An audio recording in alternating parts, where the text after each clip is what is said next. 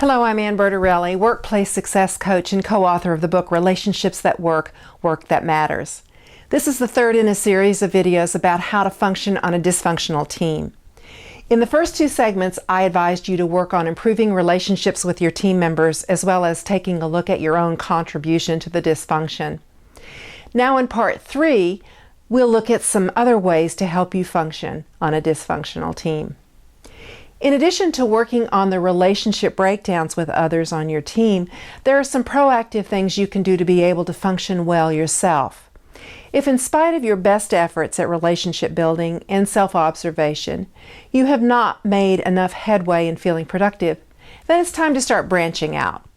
Look around for projects or tasks on which you can collaborate with people that you do work well with and with whom you're able to produce good results. These people may or may not be on your immediate team. However, it's a lot better to be proactive in garnering work that makes you feel productive and successful than to sit around waiting for your team colleagues to have an epiphany. Of course, don't give up your efforts with your teammates, but actively look for opportunities to do other things. In my own experience on a dysfunctional team, I developed good working relationships with people outside my team who were in a position to give me fulfilling, rewarding work to do. I built my reputation apart from my own team. In fact, because we were known to be dysfunctional, I was happy to distance myself from them a bit. Now, there are those who might say that this is not good teamwork. And I say that after you've given it a good try within your team, to just sit back and suffer is a waste of your time and your life. Of course, you get to choose on this, and if you're afraid to invoke the wrath of your colleagues, then you can stay, of course, within the confines of your team.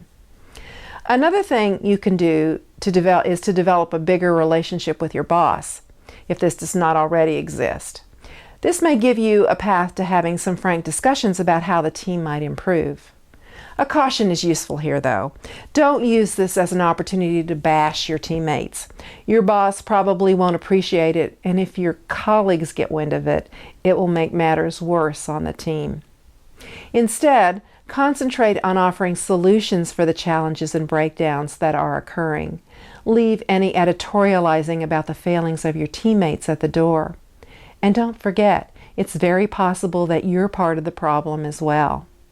If after your best efforts you still cannot work well on your team or find fulfillment in your work, it's time to look around. Are there other work teams in your company that you can try for? Are there subgroups within your team that could be more functional?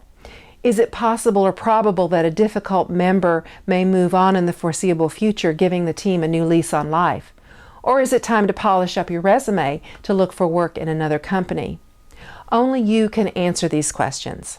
If after taking a hard look at your dysfunctional work team, you've gotten some perspective and think it's not as bad as you thought, then great. But if you realize that you're never going to be happy, it's time to act. It's my philosophy that we all have a finite number of days left in this life. Why would anyone choose to spend them being utterly miserable? I hope that these strategies for working on a dysfunctional team have been helpful to you. I believe that you have the right to have a job that is fulfilling and rewarding if you choose it. And I wish that for you each and every day. Go for it.